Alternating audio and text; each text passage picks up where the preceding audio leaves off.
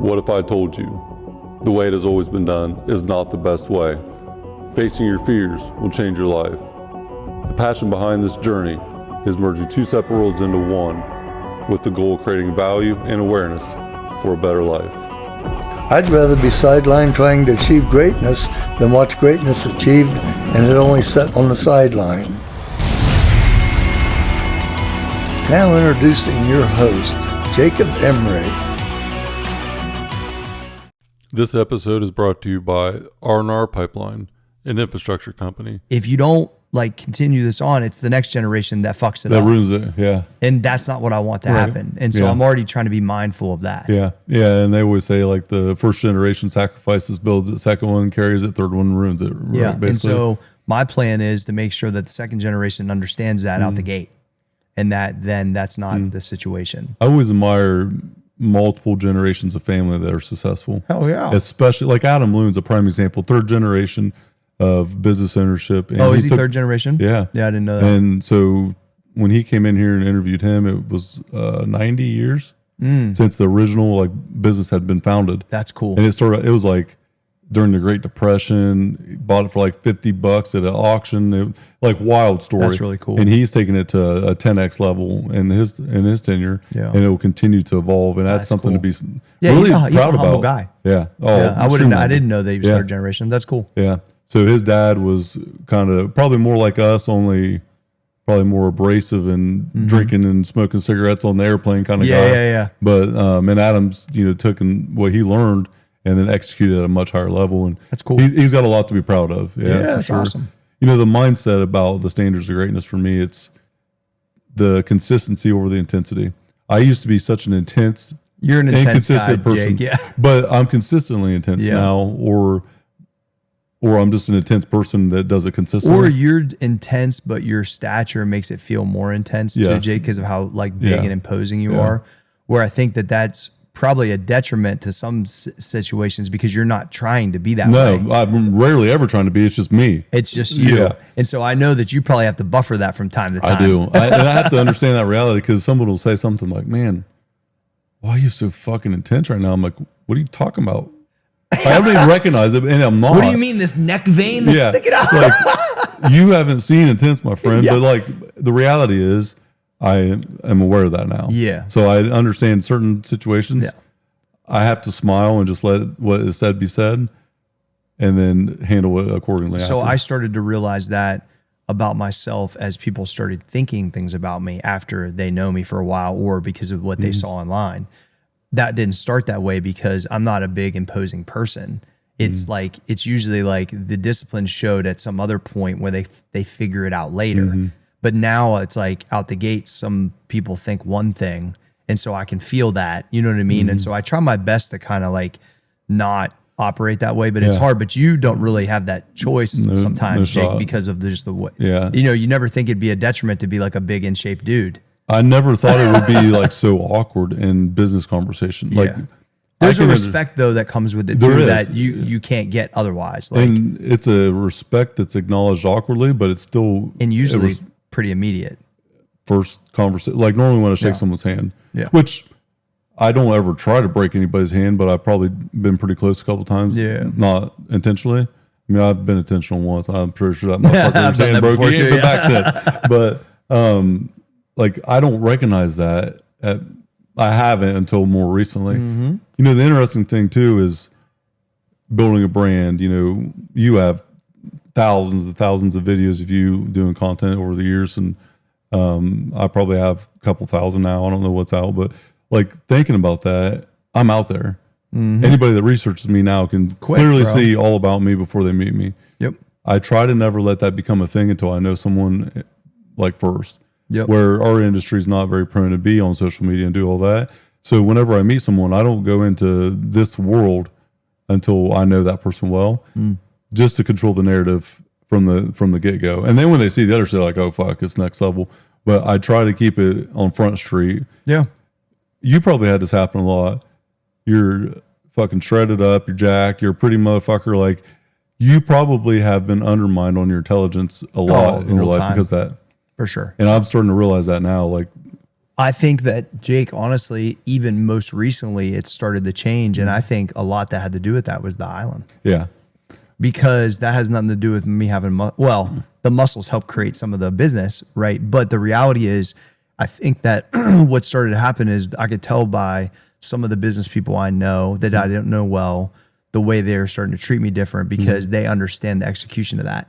The complexity of that execution is is real. Like I had to have my real financial IQ on point, right? And so I think people started to go, all right, I know this dude been in business for a long time. He's built multiple 7-figure companies, but this just feels a little different. And at the time frame of when I executed that, like in business. Well, if anybody knew the actual reality, probably what hardship you had going on and the reality of the pressure on that. There's a lot. And I knew a little bit. And I was like, God damn, G. Yeah, there's a lot. There's a lot of balls in the air. And so I think that, I'm getting more of that probably due credit, although I'm not really looking for it, but I can feel it because I did get undermined a lot. And to be fair, like, I don't think my confidence was enough to step up and say, nah, motherfucker, it ain't really like that, because I felt like I was kind of put in that box of the guy with muscles. So that was like a really good learning lesson for the first like big business. Yeah. And then now, like, I know my shit. And if I don't, I have people and resources I can get the answers. And so,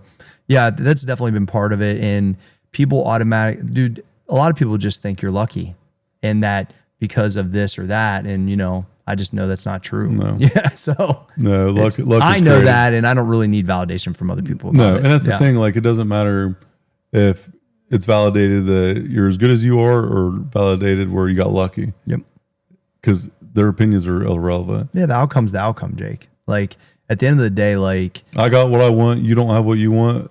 That's your fucking problem. Well, the other thing is, I don't even think I'm really even evaluating that they don't got what they want. I'm not really thinking about it. I'm building what I'm trying to build, what I'm trying to build. And every day, what I'm trying to do is my version of what Rob Dyrdek did, straight up. And I have that version. And it's like back to that LP Jacks quote about you can't tell whether it's, business or play. And it's both. Same. And it's the same. Yeah. And so it takes a really long time to be able to execute like that.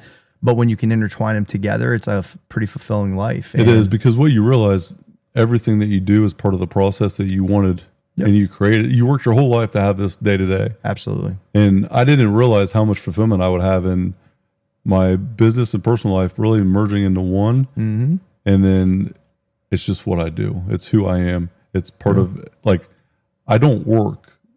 I don't consider myself having a job. I don't work. I am living my day-to-day process with purpose and passion. And that quote is so good too, because someone doesn't know right now that I'm working. Yeah. But also they don't know that I'm playing too, because it's pretty much the same. I enjoy both the same. For sure. So the hardship though, when it gets hard, that's when I embrace it the most. And there's days where it's like, how in the fuck am I even going to get? Like, I can tell you in the last 2 years, I have been up probably in the middle of the night more than I'm proud to admit, 1 a.m. and not went back to bed. I've seen a couple times you pulled in here at 1 a.m. Quite a few times. Yeah, I know. Some of the ones you post, some of the ones you don't. There's more that I don't, because it's not a conscious thought at that point. But like, I will sit on the edge of the bed for a minute, put my head in my hands, and just think, this is what it's like to be in the game. Because it's a reality when the pressure gets that hard. But then I always think, this is what it's like to be in the game. Yeah. This is what I signed up for. This is the dream that I didn't even know existed 5 years ago. And I'm 3 feet from gold. It's the small percentage, bro. It's what you were, wanting to be. You wanted to be a seat at the table. You want to be the main guy. You have to remind yourself all the things that you're doing is to be able to like handle that stuff and that you're built for it. And part of it is that just knowing that. Entrepreneurship, if I had to sum it up in a couple sentences: satisfied with the progress made, dissatisfied at the same exact time with the rate at which it was made. 100%. So I'm good where I'm at, but it took too long. Like, it's keeping that edge and that urgency there while also appreciating what you have. I think we're wired to be psychos. Well, but it's like even if from the outside looking in, there's a million wins, you're still uncomfortable because you just know, like, I mean, no one's paying our paycheck. No. Like, we have to create We can't get fired. You know what I mean? And so, like, I think that pressure of, like, understanding that, is just part of it. I mean, I don't know. I've lived like that for so many years. I really don't know another way. Yeah. It's amazing. Like I think about getting fired, or, we had to make some leadership team moves here recently, and we had to let someone go, and that person can go get another job. Yeah. If that person doesn't perform, and I fail because of it, that's purely on me. He's good. I'm not. Can I go get another company? I mean, like, right. Like that's the thing. You just don't go, make that move. A lot longer process. It's a very long process and a very painful one too. Yeah. It's interesting to think that it's all on you at the end of the day, whether good or bad. If everything is good in the business, it's everyone else's, like I try to put everyone on a pedestal. When the business is good, you guys are killing it. When it's bad, I failed. I think that any CEO or head coach feels the same way. I feel like that every day when I wake up. Like if I don't have the certain expectation for myself, I'm not setting the tone for what's going to be required for the business to do what it's going to do. Tyler Sealover, our operations guy at Max and with the Island, has brought this up multiple times, that until you're really in it, and he's been like really beside me on some of this stuff, it'd be hard for you to really understand that. They can't teach it to you. There's no business school for this. It's more often than most people understand. It's harder more often, and it's more challenging, and it requires, and there's tons of setbacks, and you have to be able to work through it. And people, they can't really process it that way, which is why it's not for everybody. And I understand that. That's why I knew when everybody was cute at Starbucks being an entrepreneur on Instagram as a bunch of fake shit, because that's not how it works. That's not a reality. No. It's ugly. It's dirty. It sucks. Hard, man. It's not glamorous.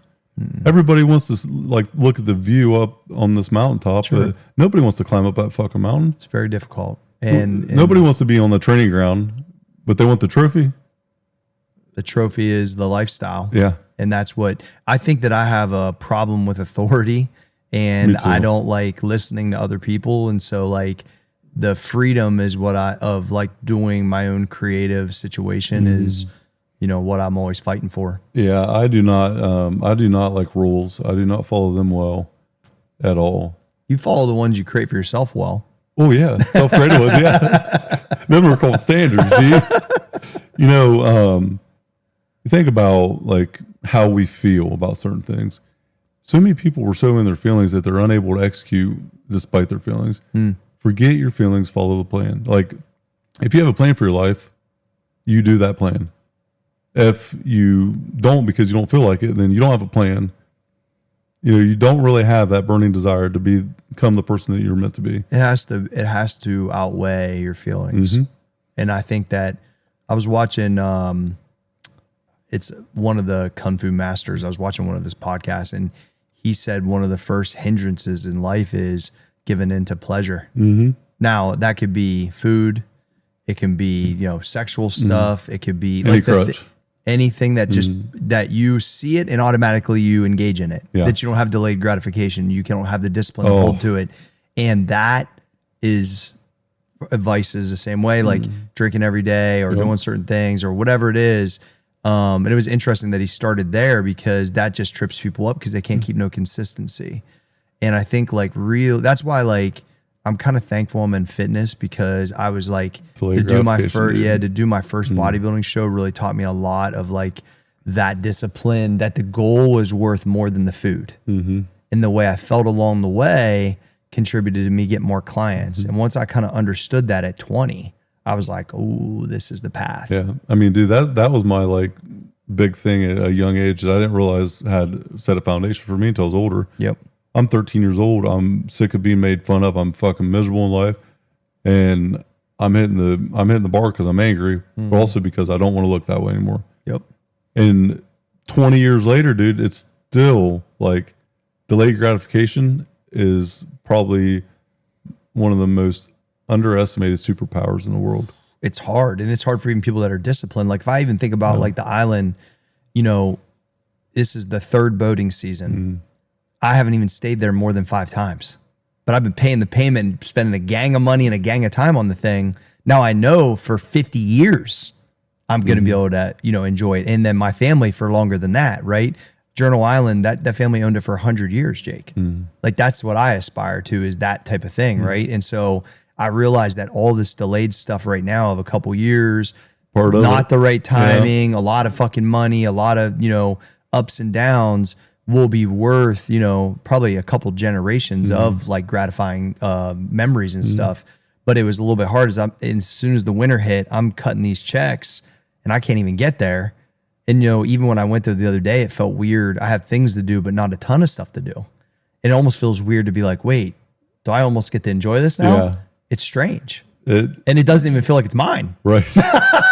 Because, the last like month of that process from beginning of September to the event last year, it went from like, oh, dude, it was a transformation of like insanity. Oh, I saw a video when I'm like, we're 10 days out. And dude, you look behind me. I know. And it looked like no way in hell Dude, we're 10 days out. I remember you sending me videos of like the landscaping and stuff being done. I'm like, dude, you have a lot on the plate. There's so much work There's to do. so much shit. There's 20 people there for 4 days. Right.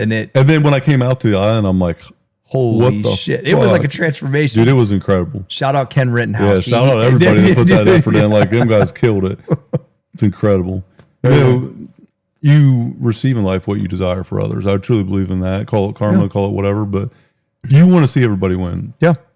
If they're willing, like, I want to see everybody win, and I'm going to bend over backwards to help them if they're willing to put in what they need. And so the thing is, like, there ain't no free rides. No. And when I catch onto that, like, I'm not going to help you. But if you are showing like promise, then yeah, of course. If you're willing to put the work in, you'll help them guide. Yeah, you'll guide the direction for them, right? Because that's what you did for me. Yeah. What the hell are you doing with your life, man? Like when you said that to me, I can still feel it to this day. And like it's wild to think where that one statement, had you not said that, I would have never thought that it would impacted you that Right. way, Jake. But I just remember in that moment thinking, this guy has so much potential. I just don't know what he's doing. Right. And I didn't either. Because I wasn't doing a fucking That was thing. like a real thought of like in that moment, because I have been knowing you for a little while, and I was just like, I think I was even thinking back to like kind of the way that I thought you could look if you were doing shows. Like I'm thinking this guy's got so much opportunity. And I thought it was going to be in the fitness business at the time, but the reality was I was just saying that because I was just like, I just don't. And I've also said the opposite before, Jake, of like guys have come in and they're a little arrogant and on it. And I'll be like, and I told one other kid, I go, bro, I beat guys like you all the time. I can think of a couple right now. Yeah. And I just said it to their face. What do you mean by that? I was like, bro, you got all the tools. You better have a big fucking lunchbox. Yeah, you got it. And so, it's funny because I've had a lot of conversations like that over time with people. And usually it's just because that's what I'm feeling in that moment. I'm not trying to make them feel a certain way. I'm just trying to say like, whatever I kind of am catching from the person. And in that moment, I could tell that you like were just not. I was lost. You were just not in it. Yeah. You were lost. You weren't on the right frequency. You didn't know where you was heading. And I felt like you really needed to think about it. And I did. And that was like such a good gut check for me. And I do the same thing now. And I've done it unconsciously for probably 10 years. Well, you also respected me at a certain point at that level. Oh, yeah. So if I was saying that to you, you were like, well, G felt something. You were already in the arena. I'm sitting in the sands with my head down. I'm not even being a critic. I'm not doing a damn thing to even criticize like anybody. You're in that arena fighting. And I like, if someone's going to criticize you from the stands when you're in the arena, that shit don't even register to me. No. I'm not, it don't even that deflect. Shit's laughable at me. It don't even come close. Yeah. But if someone's been there, done that, and like is doing it out of like calling you out, yes, but doing it out of like good intent. Yeah, it was definitely under good intent. And that's exactly what that was. And I respected you at a very high level. And I was like, I just got called the fuck out. I need to really evaluate my life.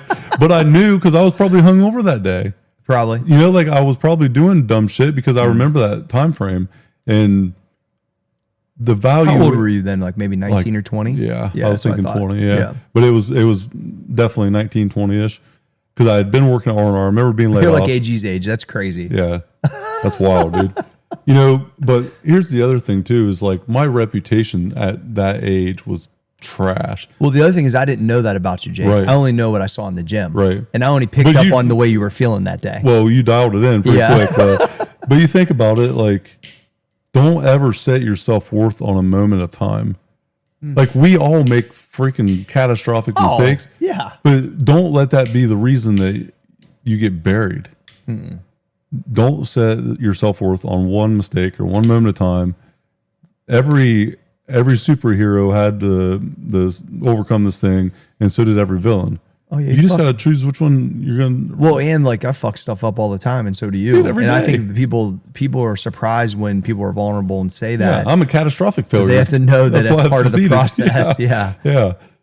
You know, thinking about building a brand, nobody's going to pay you if nobody knows who you are. Yeah. And it's really about not just who you know, but who knows you. When Cory Gregory walks in a room, you're going to have a lot more people in that room that know who you are than you're going to know them, more likely. Yeah. Because your brand I try is to up. assume that no one knows me though. Always. That's how I've always operated. Even when I was probably the most popular, like at the Muscle Farm days, I would assume they have no clue first. Yeah. You know what I mean? And then if there is somebody that like you'll know pretty quick. Yeah, usually they'll say something or whatever, but then you know, it's, I mean, honestly, if you build a brand, it's either a leg up or a leg down, depends on who you're dealing with. But the reality is most of the time it's a positive. If nothing else, if it's an authentic brand, if it's you and you can tell, because you can tell the fake ones pretty quick. But if it's just you, people know who you are on Front Street right now. And just having that like clarity is massive because it takes a lot of time to build a brand, but it also takes a lot of time to figure out who someone is. Well, I think a lot of people, and this is one of the things I'm proud of, is they automatically know there's a level of discipline and seriousness to me that, you know, they have to address when how they operate with me. I mean, and that I'm not mad about. Like, I don't like that maybe some people were put off by that, like where they think I'm automatically going to be like a mean person or something. I'll never understand that. Yeah, but I think that's just the insecurity of the discipline. It is. And so, you know, I try to then, well, I mean, I was raised this way anyway. I try to treat everybody the same way and be super like nice until they give me a reason not to treat them that way. But then after like 2 or 3 strikes, you're out. Yep. So it's like, I'll give everybody the benefit of the doubt, you know, for sure. But I don't mind that people will be like, if they do kind of know, they go, okay, I know this guy's been doing this for a really long time. There's a level of discipline that's here and that's how I should operate. Never mistake kindness for weakness. Yeah. Kind is what you're going to receive from me. Yeah. But if you disrespect me, I promise you, fucking weakness will not be what you get next. No, and I hate being that person, but I will. I do too. I had a very dark, violent stage as a 16, 18-year-old kid. Yeah. And I swore to myself after a couple of things happened and I almost really fucked my life up that I would never become that person again, no matter what. But if I am put in a corner and I have to become that person, it's not going to be there pretty. still. I don't want to be ever that person. Yeah. So I always try to lead with kindness and respect because that's what I want to receive myself. But if violence is what's coming at me, then violence is what's going to go back. Yeah. I just hope it never has to happen. I don't again. like to tap into that guy. I don't either. It's scary. Yeah. But and that was when I was weak and soft and just an idiot. So I'd hate to see what it looks like now. Let's talk about Max Effort Muscle subscriber event. Q1 subscriber event, G. First of all, thank you for giving me that opportunity. Oh, that yeah, was beat some absolutely barbells, amazing. The whole entire weekend was That just feels next like it was level. fucking a year ago. It does, dude. It was like, what, a month ago? Like, so the speaking engagement was a blast. I had a blast doing that. They did good too, man. Dude, my voice was shot all week. Like I had a sinus infection from holy beat hell. And it was last minute getting it together. Like I'm typing notes still, pulling in per usual. But had a freaking blast, dude. It was a great event. The vibe was like super cool. It was very cool. And I appreciate all the subscribers out there, all the fans of Max Effort Muscle that reached out to me and said something. Yeah, you inspired a lot. You inspired a lot of people, Jake. It was a honor to be able to do that. Yeah. And then I talked about a lot of shit in there that I've never told anybody, like at least the masses. It was really cool for me to see some of you guys that I knew that was like one of your first times to be able to like get in front of the crowd like that, like you, Anthony. It even Dustin spoke a decent amount, but like it was just cool to have like every person that spoke that day was a friend of mine, or Don being my original teacher, like him getting a chance to showcase when he crushed it. It was really fulfilling, man. Yeah. And honestly, like then what I got to talk about at the end really tied into from everything what you guys were speaking about. And so really proud of that event. It was very meaningful. It was very meaningful. And it was just so cool to have the engagement there. But then like that whole story being told, you know, you had such a big impact on that, like obviously multiple times. And as I was writing out my bullet points for my script, I was like, oh my God, the amount of clarity I had on my actual story was wild. and how like getting to that point and all the chain of events that happened, and it was like, holy shit. Gave you a good date on the calendar, you know, a warm audience that wants to hear exactly what you're saying. It felt really cool for me to be able to create a stage for my friends to be able to do that. This was just and it was over by 10:30. Right. And I blinked. 2 hours of training, 2 hours. Like, and I was sitting it was 11 o'clock. I'm sitting over by the packing room, and I'm like, and no one's here because everyone had shit to do. And I was just like, damn, that was a lot from 4 a.m. Like, we were here till what, 11 the night before too. Yeah, I was so happy with all of that. It was really cool. Yeah, it could not have turned out better. I agree. I think that event's going to grow. Well, the next one, it's gonna be big. It's gonna be big. It's gonna be really freaking epic. I don't see how it can't be. You know, I mean, it's gonna be big no matter what because it's Muscle Island. So the standard is set. The bar is high for sure.